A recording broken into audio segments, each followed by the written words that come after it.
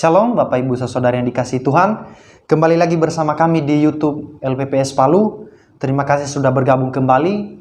Pada hari ini kita akan mendengarkan firman Tuhan. Tetapi sebelum kita mendengarkan kebenaran firman Tuhan, mari kita membuka di dalam doa. Bapa, kami kembali bersyukur atas pemeliharaanmu di dalam kehidupan kami, di dalam setiap kami merasakan Tuhan begitu luar biasa sekali dalam kehidupan kami. Tuhan, sebentar lagi kami akan mendengarkan kebenaran firman-Mu. Kiranya Tuhan yang terus melindungi kami, menaungi kami, sehingga kami memperoleh isi hati Tuhan dari firman yang akan disampaikan oleh hamba-Mu. Hamba-Mu sadar bahwa hamba-Mu terbatas dalam menyampaikan. Kiranya Tuhan yang akan menyempurnakan, kiranya Allah Roh Kudus yang akan menuntun hamba-Mu, sehingga hamba-Mu bisa menyampaikan isi hati Tuhan kepada setiap kami yang mendengarkan. Tuhan, kami siap mendengarkan firman-Mu. Di dalam nama Tuhan Yesus kami berdoa. Amin. Sekali lagi saya sapa kita semua. Shalom. Nah, pada hari ini Bapak Ibu Saudara yang dikasihi Tuhan, kita akan membuka bagian Alkitab kita di dalam Keluaran pasal 15 ayat yang ke-22 sampai dengan yang 27. Keluaran pasal 15 ayat 22 sampai 27. Saya akan membacakannya. Lembaga Alkitab Indonesia memberikan judul perikopnya yaitu di Mara dan di Elim. Ayat 22. Musa menyuruh orang Israel berangkat dari Laut Teberau. Lalu mereka pergi ke padang gurun Syur. 3 hari lamanya mereka berjalan di padang gurun itu dengan tidak mendapat air. Sampailah mereka ke Mara, tetapi mereka tidak dapat meminum air yang di Mara itu, karena pahit rasanya. Itulah sebabnya dinamai orang tempat itu Mara. Lalu bersungut-sungutlah bangsa itu kepada Musa. Kata mereka, apakah yang akan kami minum? Musa berseru-seru kepada Tuhan, dan Tuhan menunjukkan kepadanya sepotong kayu.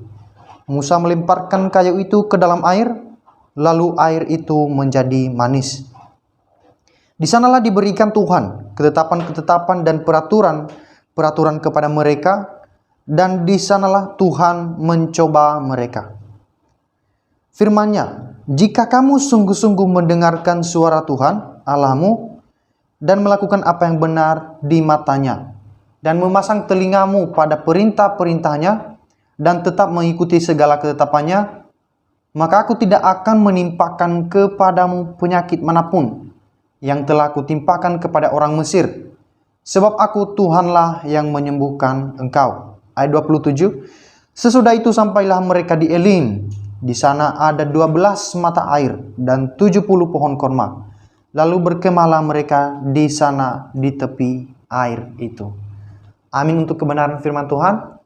Nah, kali ini Bapak Ibu Saudara yang dikasihi Tuhan, saya akan memberikan judul perenungan kita yaitu ketaatan orang Israel diuji oleh Tuhan. Nah, ini adalah sebuah narasi Bapak Ibu. Kalau kita perhatikan, ini adalah sebuah narasi setelah orang Israel lepas atau melewati Laut Teberau. Nah, kalau kita lihat ayat-ayat ini, ayat-ayat yang ke-22 sampai ke-27 ini diapit oleh pasal 14.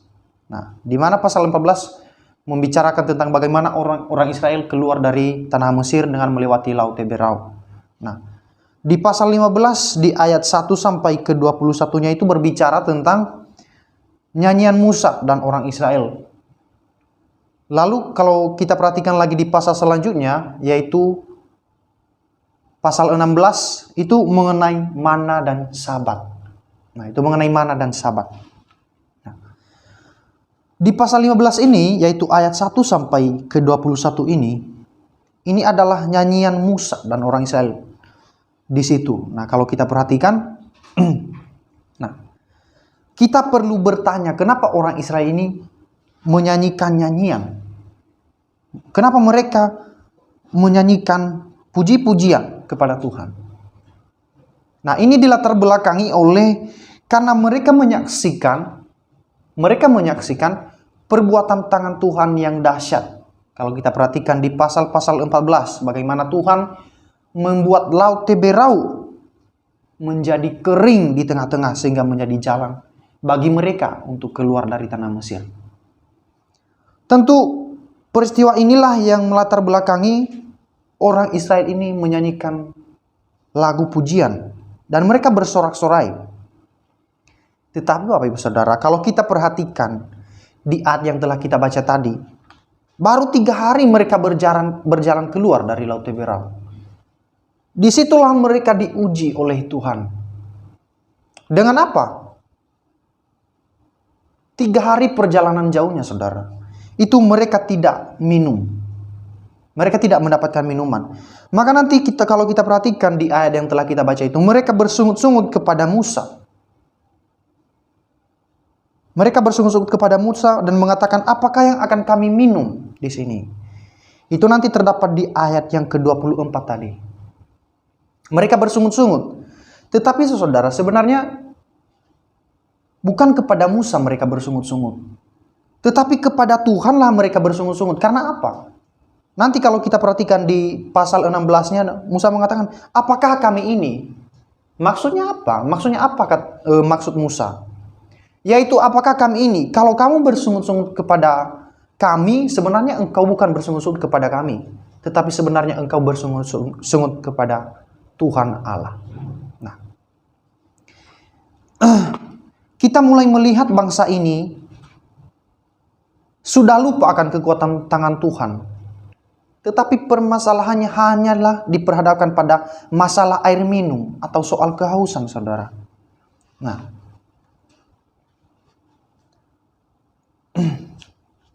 Nah, di ayat yang ke-25 sampai ke-26 ini adalah solusi dan sekaligus juga konklusinya dari ayat yang telah kita baca. Saya akan membacakan ayat yang ke-25. Ayat yang ke-25, Musa berseru-seru kepada Tuhan, dan Tuhan menunjukkan kepadanya sepotong kayu.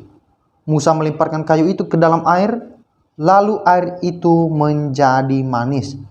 Di sanalah diberikan Tuhan ketetapan-ketetapan dan peraturan-peraturan kepada mereka, dan di sanalah Tuhan mencoba mereka. Nah, ini adalah konklusinya, saudara, ayat yang ke-25 ini. Tuhan mengatakan, di sanalah Tuhan memberikan ketetapan-ketetapannya. Tetapi ketetapannya itu berisi apa? Gitu. Berisi apa sih ketetapan-ketetapan maksudnya Musa di sini? Ketetapan yang dimaksudkan Musa ini terdapat di ayat berikutnya. Di ayat selanjutnya itu ayat yang ke-26. Kalau kita perhatikan ayat yang ke-26 ini, dia mengatakan firman-Nya. Nah, inilah ketetapan Tuhan di sini. Jika kamu sungguh-sungguh mendengarkan suara Tuhan Allahmu dan melakukan apa yang benar di matanya dan memasang telingamu kepada perintah-perintahnya dan tetap mengikuti segala ketetapannya, maka aku tidak akan menimpakan kepadamu penyakit manapun yang telah kutimpakan kepada orang Mesir. Sebab aku Tuhanlah yang menyembuhkan engkau. Ini adalah ayat yang ke-26 ini adalah berisi ketetapan-ketetapan Tuhan. Jadi isi ketetapan itu yaitu jika kamu sungguh-sungguh, kalau saya boleh merangkaikan atau membentuknya menjadi satu buah perintah. Yang pertama yaitu jika kamu sungguh-sungguh mendengarkan. Yang kedua yaitu jika kamu sungguh-sungguh melakukan. Yang ketiga, jika kamu sungguh-sungguh memasang telinga. Dan yang terakhir itu, jika kamu sungguh-sungguh tetap mengikuti. Nah, ada 4 di sini, yaitu mendengarkan, melakukan, memasang telinga, tetap mengikuti. Nah, mendengarkan ini berbicara tentang apa? Kan dikatakan di sini jika kamu sungguh-sungguh mendengarkan. Mendengarkan tentu berbicara tentang memberikan hati. Mau mendengar suara Tuhan. Mau mendengar, jika kamu sungguh-sungguh mendengar suara Tuhan Allahmu. Ini mendengarkan. Memberikan hati. Terus melakukan, jika kamu sungguh-sungguh melakukan apa? Ini berbicara tentang tindakan kita. Yaitu jika kamu melakukan apa? Melakukan yang benar di mata Tuhan. Memasang telinga maksudnya seperti apa? Memasang telinga ini tentu berbicara tentang memperhatikan dengan seksama. Memperhatikan apa? Memperhatikan perintah-perintahnya. Memasang telingamu dikatakan di sini. Memasang telingamu kepada perintah-perintahnya. Sama artinya dengan memperhatikan dengan seksama segala ketetapan Tuhan itu. Itu artinya memasang telinga. Yang terakhir yaitu tetap mengikuti. Tetap mengikuti ini tentu berbicara tentang konsistensi. Jadi saudara, kalau misalnya kita mengikuti Tuhan itu kita butuh satu konsistensi. Artinya apa? Kita tidak hanya mengikut Tuhan dalam jangka waktu tertentu, tetapi kita mengikut Tuhan dengan konsistensi dari awal sampai terakhir. Ini namanya itu tetap mengikuti, berbicara tentang konsistensi. Tetapi dalam ayat ini maksudnya apa? Tetap mengikuti yaitu segala ketetapannya. Artinya bukan hanya dilakukan pada suatu waktu tertentu, kemudian di waktu selanjutnya tidak dilakukan. Tidak dimaksud di sini. Tetapi tetap mengikuti yaitu berbicara tentang konsistensi dalam mengikuti ketetapan Tuhan. Nah, disambung lagi dengan frasa maka aku tidak akan, dan kalimat selanjutnya. Nah, perlu saya soroti kata maka di sini, saudara. Nah, di dalam Kamus Besar Bahasa Indonesia, kata maka ini adalah kata penghubung atau konjungsi untuk menyatakan hubungan, akibat, atau implikasi. Nah, nanti kalau kita perhatikan di dalam ayat-ayat ini, ternyata kata maka dalam konteks ini yaitu kalau orang Israel mengikuti perintah Tuhan ataupun sebaliknya atau memberontak, maka mereka akan menerima akibatnya sebagai hasil dari respon mereka itu. Makanya ada kata maka. Ini berbicara tentang akibat dari penyataan sebelumnya. Kan Tuhan mengatakan jika kamu sungguh-sungguh, maka ini adalah hasilnya, berbicara tentang hasil dari respon mereka ini. Nah, saya memberikan satu komentar dari John Calvin di sini. Dia mengomentari ayat yang ke-26 ini, yaitu frasa, jika kamu sungguh-sungguh mendengarkan suara Tuhan Allahmu. Jadi, John Calvin ini mengomentari begini. Di ayat ini, Musa sedang membuka ketetapan-ketetapan yang diumumkan Allah kepada orang Israel. Di sini acuannya bukan kepada seluruh hukum yang nanti akan diberikan di Gunung Sinai. Nanti kalau kita perhatikan pasal-pasal berikutnya, ada pasal 19 dan 20, itu berbicara tentang hukum-hukum yang akan diberikan Tuhan kepada orang Israel. Calvin mengatakan, tetapi pada peringatan khusus. Nah, tetapi pada peringatan khusus yang berfungsi untuk menghukum kejahatan orang-orang. Maksudnya apa, saudara? Hukum Taurat ini bersifat universal, tetapi maksudnya peringatan Tuhan di sini yaitu bersifat individual, setiap orang, tiap-tiap orang. Jadi kalau ada orang yang mau mengikut Tuhan, maka ada hasilnya tadi. Tuhan mengatakan, aku tidak akan menimpakan kepadamu penyakit manapun. Ini adalah tiap-tiap orang. Artinya tidak berlaku secara universal, tidak secara bersifat universal, tetapi bersifat individual, tiap-tiap orang. Jadi kesimpulannya adalah jika orang Israel penurut dan taat, dia yaitu Tuhan di sisi lain akan baik bagi mereka. Bagi siapa? Bagi orang yang mengikuti perintah Tuhan. Dan itu adalah teguran yang tersirat. John Calvin mengatakan ini adalah teguran yang tersirat. Nah, jadi di sini Tuhan mengusulkan satu contoh yang baik untuk orang Israel pelajari. Contohnya yaitu orang Mesir yang karena pemberontakannya dihukum oleh Tuhan dengan begitu parah. Seperti apa yang dilakukan orang Mesir kepada orang Israel? Seperti apa yang dilakukan orang Mesir kepada orang Israel? Tentu mereka menjajah orang Israel. Dan mereka melakukan dengan sangat-sangat parah orang Israel ini. Makanya nanti orang Israel berteriak kepada Tuhan. Nah, ditambah lagi dengan frasa di ayat yang ke-26 ini, ayat yang terakhirnya, yang bagian terakhir, ditambah dengan frasa, sebab aku Tuhanlah yang menyembuhkan engkau. Sebab aku Tuhanlah yang menyembuhkan engkau. Calvin mengomentari ini, dia berkata begini, ini adalah konfirmasi. Ini adalah konfirmasi seolah-olah telah mengatakan bahwa Israel seharusnya bertanggung jawab atas malapetaka yang sama yang telah menimpa Mesir, dan hanya dibebaskan karena Tuhan melakukan tugas penyembuhan atas Israel. Nah, malapetaka seperti apa kita bisa buka nanti di Keluaran pasal 12 ayat 29 sampai 30. Nah, di situ nanti berbicara tentang kematian anak-anak sulung dan juga anak sulung hewan. Nah, artinya apa sih saudara? Artinya itu bahwa malapetaka yang dialami oleh orang Mesir ini sebenarnya juga dialami oleh bangsa Israel. Seharusnya sebenarnya juga dialami oleh bangsa Israel. Tetapi ada perkecualian. Ada perkecualian, yaitu karena Tuhan menjadi penyembuh mereka.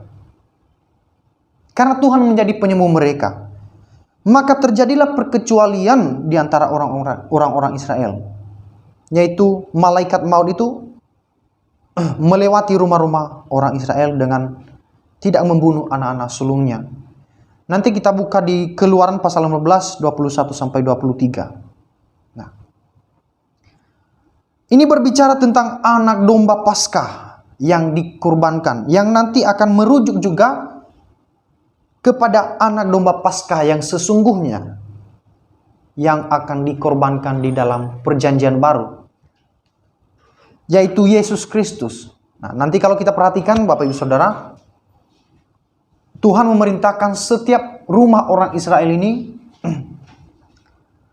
menyapukan di ambang pintunya darah domba. Tujuannya apa saudara? Supaya malaikat maut itu melewati rumah-rumah orang Israel ini. Nah, inilah suatu tipologi Yesus Kristus di dalam perjanjian baru. Domba inilah, Yesus Kristus ini adalah domba yang sesungguhnya saudara. Dia adalah domba yang sesungguhnya yang dikorbankan untuk kita, orang-orang percaya. Nah, nanti ada di Ibrani pasal 11 ayat 28. Nah, bisa disimpulkan saudara, yaitu bahwa orang Israel mengalami perkecualian dari penyakit itu, yaitu penyakit yang malapetaka yang dialami oleh orang Mesir tentang kematian anak-anak sulung, yaitu tidak lain karena Tuhan menjadi penyembuh sejati mereka orang Israel. Nah, namun apakah Tuhan melakukan itu semua tanpa harga yang harus dibayar juga oleh orang Israel? Nanti kalau kita perhatikan Bilangan pasal 3 ayat 11 sampai 13, Tuhan meminta salah satu suku, yaitu suku Lewi, sebagai ganti anak sulung orang Israel untuk dikhususkan bagi Tuhan menjadi milik kepunyaannya. Dan nanti kalau kita perhatikan, suku Lewi inilah yang memegang jabatan imam di dalam kemah suci bagi Tuhan. Jadi Tuhan meminta anak sulung orang Israel. Anak sulung di sini yaitu satu suku yang dikhususkan bagi Tuhan untuk melakukan pekerjaan sebagai imam di dalam bait Allah. Nah, jadi Tuhan menjadi sang penyembuh umatnya. Berbicara tentang penyakit saudara, Calvin berkomentar, dia mengatakan begini, bahwa apapun yang menimpa umat manusia, kesengsaraan manusia, kita melihat bahwa tidak ada kesehatan di dalam diri kita kecuali Allah menyayangkan kita. Sekali lagi saya akan membacakan komentar Calvin ini. Dia mengatakan bahwa penyakit apapun yang menimpa umat manusia, kesengsaraan manusia, kita melihat bahwa tidak ada kesehatan di dalam diri kita kecuali Allah menyayangkan kita. Bapak Ibu Saudara yang dikasihi Tuhan, saya melihat komentar John Calvin ini betul-betul luar biasa sekali. Kenapa saya mengatakan luar biasa? Dia mengatakan seperti ini, saudara, bahwa pemeliharaan Tuhan berbicara tentang kesehatan, berbicara tentang orang itu tidak sakit, itu sebenarnya tidak terletak kepada faktor makanan, bukan. Tetapi terletak pada pemeliharaan Tuhan, yaitu karena Tuhan masih menyayangkan kita. Jadi saya melihat John Calvin ini memandang Allah sebagai pusat sentralnya kehidupan umat manusia. Jadi kesehatan yang kita peroleh sebenarnya bukan berasal dari makanan yang sehat. No. Tetapi karena Allah masih menyayangkan kita. Walaupun kita makan makanan yang sehat hari ini, tapi nanti siang kalau Allah tidak menyayangkan kita, kita pasti akan mati. Saya melihat komentar John Calvin ini sangat-sangat menarik sekali. Dia bisa memandang Allah sebagai pusat sentralnya kehidupan umat manusia, termasuk kesehatan dari penyakit.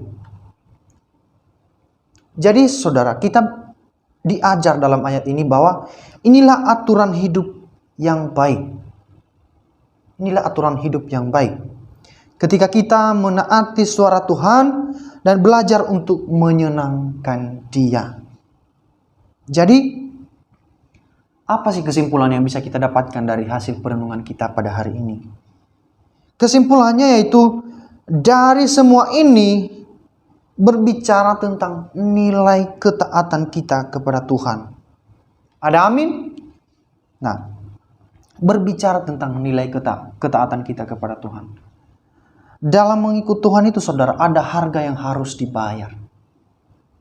Yaitu kita harus taat. Setelah kita memperoleh janji-janji Tuhan, kita juga harus taat kepada Tuhan. Jangan kita hanya sebagai penggemar Kristus. Kalau kita hanya sebagai penggemar Kristus, maka nanti ada saatnya ketika ada sesuatu yang tidak kita suka, kita bisa unfollow seperti Instagram, saudara. Kita bisa like sesuatu yang bisa kita suka. No, dalam mengikut Kristus tidak demikian, saudara. Kita membutuhkan konsistensi untuk mengikut Tuhan. Jangan hanya menjadi seorang penggemarnya Allah.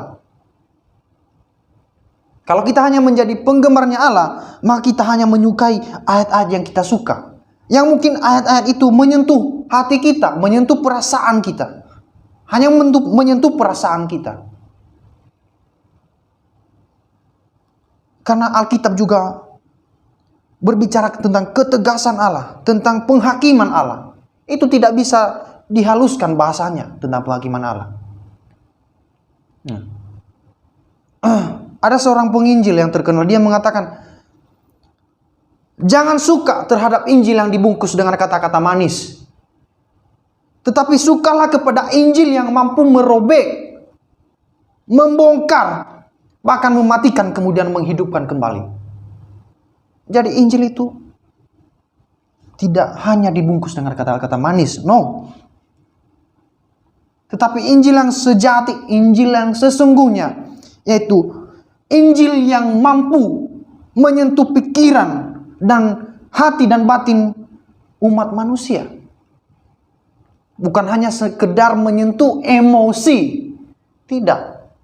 Tetapi mampu merestorasi manusia itu seutuhnya. Itulah Injil yang sesungguhnya, saudara. Jadi dalam kita mengikut Tuhan, kita harus membayar nilai ketaatan kita kepada Dia. Untuk apa? Untuk menyenangkannya. Untuk mengikuti segala ketetapan-ketetapan Tuhan. Ini juga berlaku bagi kita sebenarnya, saudara. Berlaku bagi kita semua sebagai anak-anak Tuhan. Mari kita bersama-sama mengikut Tuhan, membayar harga dengan ketaatan kita. Ketaatan kita yang sesungguhnya bukan hanya kita sebagai penggemar, tapi betul-betul sebagai murid Kristus, bukan hanya sebagai penggemarnya Kristus. Jadi saudara, mungkin singkat yang renungan kita pada hari ini, tetapi seharusnya kita belajar banyak bagaimana kita seharusnya mengikut Kristus. Demikian firman Tuhan pada hari ini yang bisa saya sampaikan. Mari kita berdoa bersama-sama. Kembali kami bersyukur Tuhan atas pemeliharaan-Mu yang sungguh luar biasa di dalam kehidupan kami. Dan hamba-Mu telah selesai menyampaikan kebenaran firman-Mu. Kiranya Tuhan yang menyempurnakan, sehingga setiap kami yang mendengarkan Tuhan bisa diubah pikiran, hati, paradigma kami oleh Injil yang sejati, oleh firman-Mu Tuhan. Dan hamba-Mu sadar bahwa hamba-Mu terbatas dalam menyampaikan, sehingga hanya Tuhan yang kami andalkan untuk menyempurnakan di dalam setiap hati kami, sehingga kami memperoleh berkat yang luar biasa dari firman Tuhan yang telah disampaikan oleh hamba-Mu. Ya Tuhan, berkatilah kami semua yang telah mendengarkan, dan pemeliharaan-Mu senantiasa ada bagi kami. Di dalam nama Tuhan Yesus kami berdoa dan bersyukur. Amin. Shalom.